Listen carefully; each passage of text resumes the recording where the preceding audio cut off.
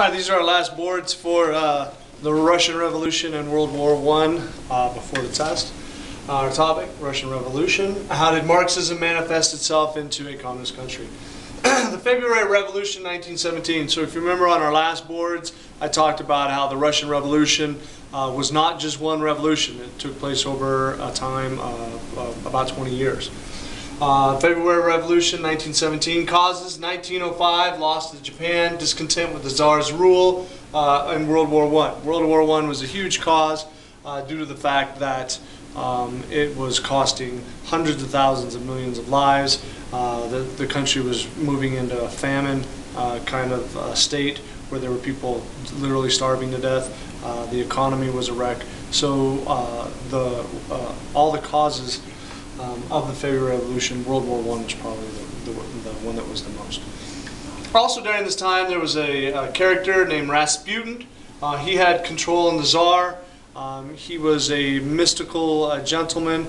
We're actually going to watch a PowerPoint on him later on. But Rasputin was not a very nice person.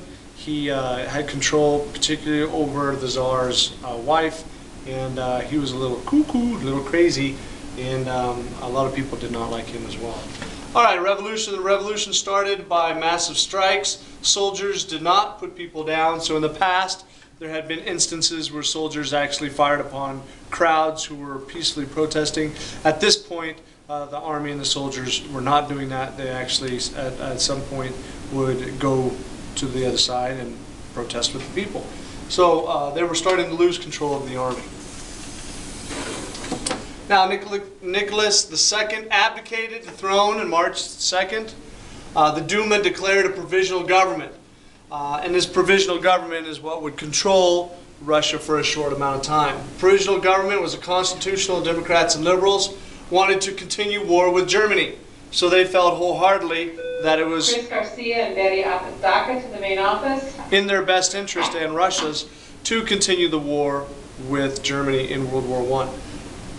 Petrograd Soviets, workers and soldiers in power. Alexander Kerensky was the leader of the provisional government. In his first order, Army Order 1, replaced officers loyal to the Tsar with ones that are loyal to the Soviets. And more often than not, if you were a soldier loyal to the Tsar, off with your head, they'd kill you. So a lot of killing and backstabbing going on at this point. Now, the October Revolution of 1917, in the spring, that's when you had some revolutionary movements going on. Over the summer, things kind of calmed down. Army discipline collapses. There were problems during the summer, but by and large, the revolutions that took place in the spring and in the fall were the huge turning points in Russian history. Lenin rejects all cooperation with the middle class. Lenin thought elite could hold power, unlike Marx. Karl Marx, when he wrote his Communist Manifesto, believed that all the workers united should hold the power. Unlike Karl Marx, Lenin believed that there should be an elite ruling class that held the power and told all the workers what to do. Kerensky's provisional government lost credit with the army. World War I was a disaster. Like I said before, millions of people dying, the entire country in famine. October 25th, Leon Trotsky, leader of the Soviets, overthrows the provisional government. So Leon Trotsky was a very important person in the army. Even though the army was losing power, what remnants was left was controlled by Trotsky, and boom, he went in there and took care of business. Small groups of Bolsheviks take control of the Central Committee in Congress of the Soviets. Opponents of the Bolsheviks arrested by the Chechka, or secret police. And the Chechka would eventually become, I believe, what is called now the KGB, which is the secret police, and was the secret police all the way up to the 1990s. The Bolsheviks then renamed themselves the Communist Party. Lenin gave the peasants land, factories to the workers. So remember, it was just a few years before this that the peasants were actually owned by the owners of the land. So for a new leader to come in and say, peasants, you guys own the land, within 1 or 2 generations of the serfs being freed by, I believe it was Alexander II, this was a huge difference in leadership. And the peasants were like, yeah, let's go. We've got our own land. So this is a big difference. Lenin agreed to the Treaty of Brest-Litovsk, which took Russia out of World War I. The cost lots of land, 1/3 of the population, in addition to 25% of the land was lost in that treaty. So we're talking about almost all of Western Russia at this time was lost, and now Germany takes control of it. So when you lose 1/3 of your population that is now considered to be part of Germany, that's not good. So Russia had a lot to make up for, especially in World War II. Russia's Civil War. So after the Bolsheviks took control, there was an internal civil war. I mean, very similar to how we had our civil war between the North and the South. Their civil war was between the Bolsheviks and the Whites, or the old army.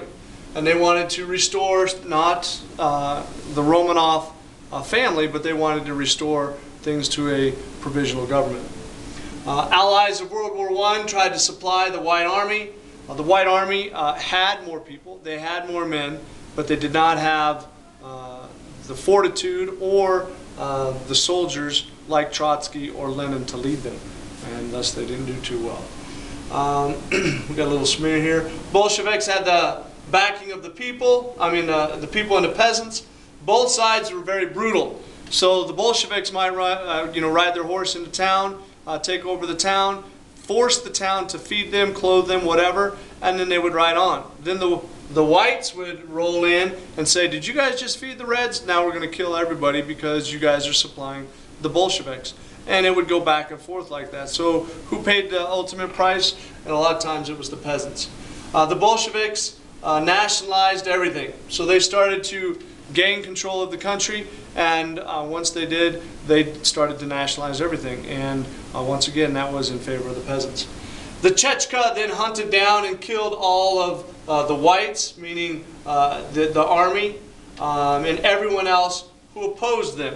And the Chechka were very efficient at that.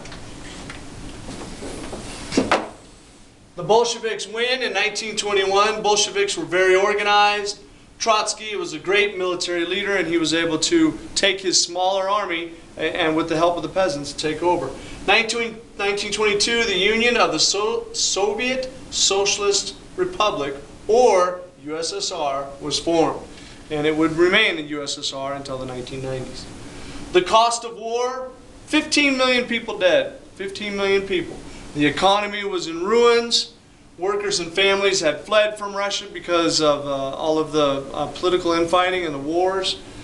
Nevertheless, the first communist government was created, and this was a huge undertaking that would eventually lead to the Cold War. And communist China today is still the most populated country in the world, and we have other communist countries like North Korea, Vietnam, and Cuba.